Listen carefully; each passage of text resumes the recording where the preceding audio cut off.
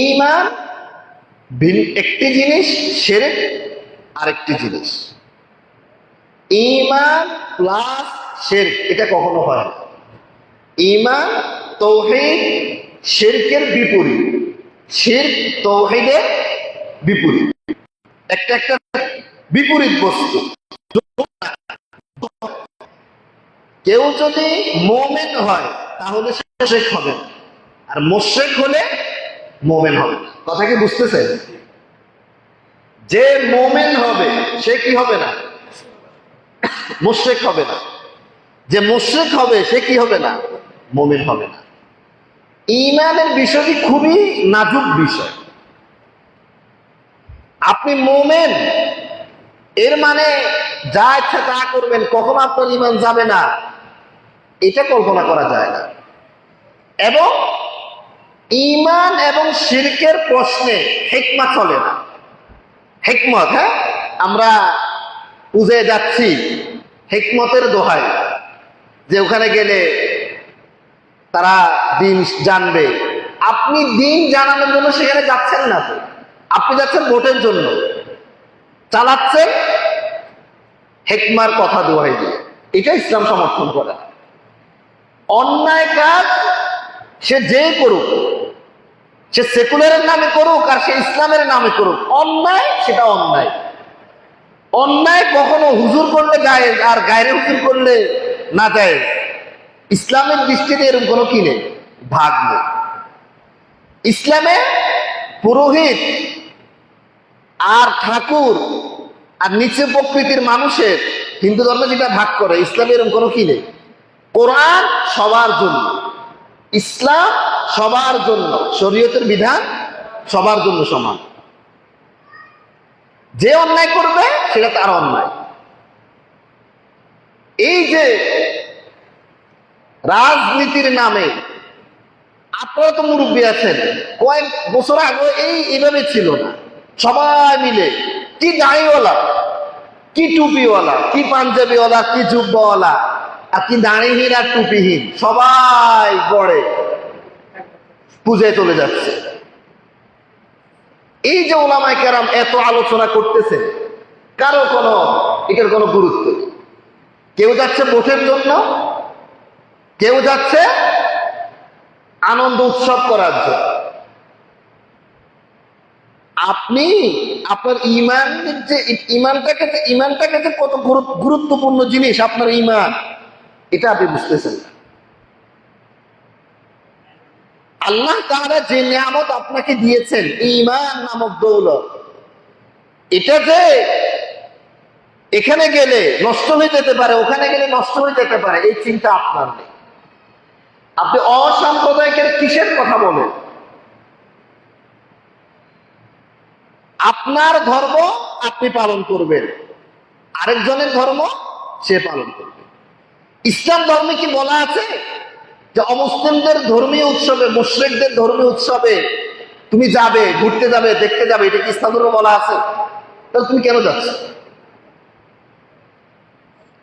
ক্ষমতা এটা কি মানুষের হাতে, ভোটের কাছে, নাকি আল্লাহর কাছে? ভোট দিয়ে কি আসলে ক্ষমতা যাওয়া যায় না? এগুলো তো আমাদের সামনে সাক্ষী, আমরা দেখি। অতএব আপনি যারা ভোটের জন্য ভোট ভিক্ষা করে, ভিক্ষার জন্য এই সমস্ত পূজা মন্দিরে যাচ্ছে, পূজা মণ্ডপে যাচ্ছে, যাদের কাছে ভিক্ষা চাচ্ছে, তারা কিন্তু তাদের বলদ, তাদের এজেন্ডার বাহিরে কি করবে না, এটা নিশ্চিত থাকে। এই যে ডাকসু নির্বাচন হলো ঢাকা বিশ্ববিদ্যালয়, ভিপি সাদিক খানকে প্রায় সকল জায়গায় ভোট দেওয়া হয়েছে। জগন্নাথ হল যেখানে হিন্দুরা থাকে, সে ওখানে সামান্য কটা নাকি ভোট পাইছে, 4টা নাকি কটা ভোট, আর কোনো ভোট পায়নি। তাহলে কি অন্যরা কি তাকে ভোট দিছে? দেয়নি। কারণ তারা তাদের এজেন্ডার বাহিরে কাজ করবে। আর আপনি ভোট ভিক্ষা করতে গিয়ে আপনার দুনিয়াও হারালেন, আখিরাতও কি করলেন? হারালেন। কেন?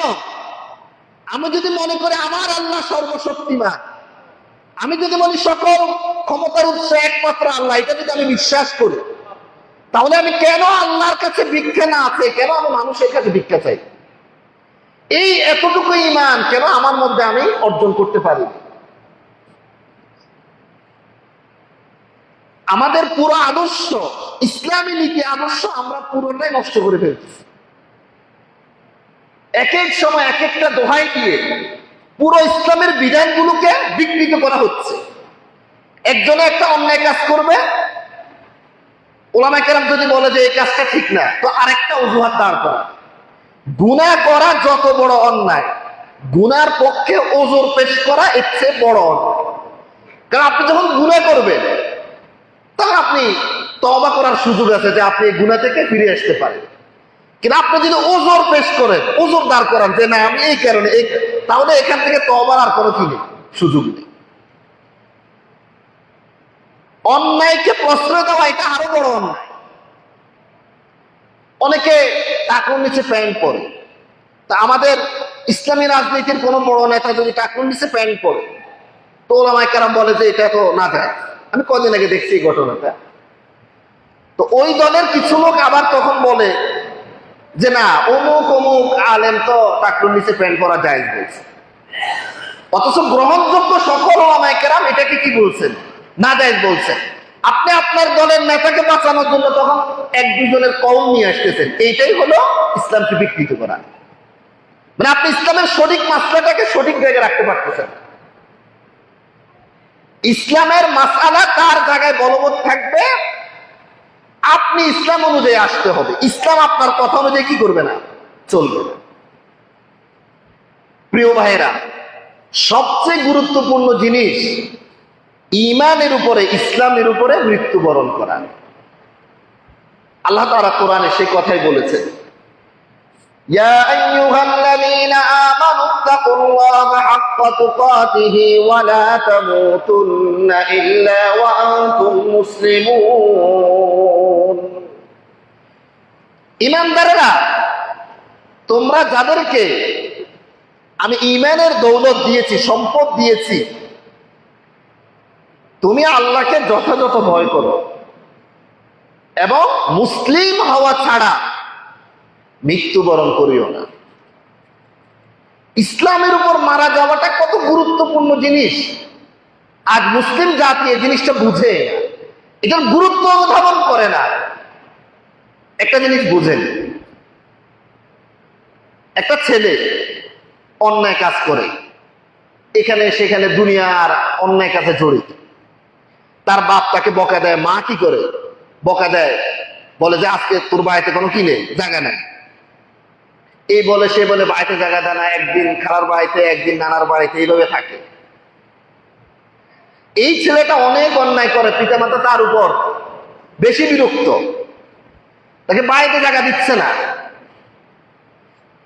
কিছুদিন পরে তার বাপ যদি মারা যায়, এই অবস্থায় থাকাকালীন মারা যাওয়ার পরে তার বাপের সম্পত্তি এই ছেলে পাবে কি পাবে না?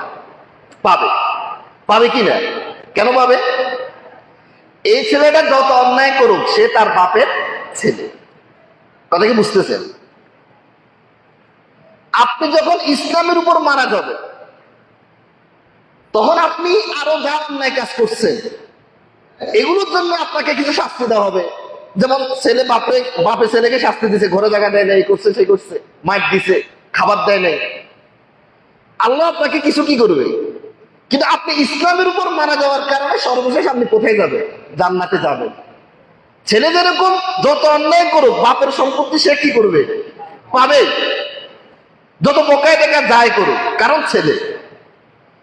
অনুরূপ আপনি যদি মুসলিম হয়ে মারা যান, আপনি অন্যায় কাজ যা করছেন একটু শাস্তি টাস্তি আল্লাহ দিবে, কিন্তু সর্বশেষ আবার কোথায় যাবে? জান্নাত আপনি পাবেন। কিন্তু এটার জন্য শর্ত কি? ঈমান থাকতে হবে, ইসলামের উপর মারা যেতে হবে। কত বড় সম্পদ! আমরা এখন এটা কোনো গুরুত্ব নেই। এক একজন এক এক দোহাই নিয়ে ইসলামকে, ঈমানকে আমরা ধ্বংস করে ফেলছি। শিরকের সাথে তাওহীদের কোনো সম্পর্ক নেই। দুর্গা পূজা এটা হিন্দুদের উৎসব, এটা কখনো মুসলমানদের উৎসব নয়। ঈদ উল ফিতর, ঈদ উল আজহা এটা মুসলমানদের উৎসব, এটা হিন্দুদের উৎসব নয়। আমরা সেখানে যাই, মূর্তির সামনে, প্রতিমার সামনে প্রসাদ দেওয়া হয়, আমরা সেগুলো খাই, আমরা কিছুই মনে করতেছি না। ঈমান যে আমার চলে যাচ্ছে এটা নিয়ে আমার কোনো খেয়াল নেই। প্রিয় ভাইরা, ঈমানের উপর মারা যাওয়ার চেষ্টা করতে হবে। এমন কোনো কাজে জড়ানো যাবে না যে আমার থেকে আল্লাহ তাআলা ঈমান নামক দৌলতটা নিয়ে যাচ্ছে।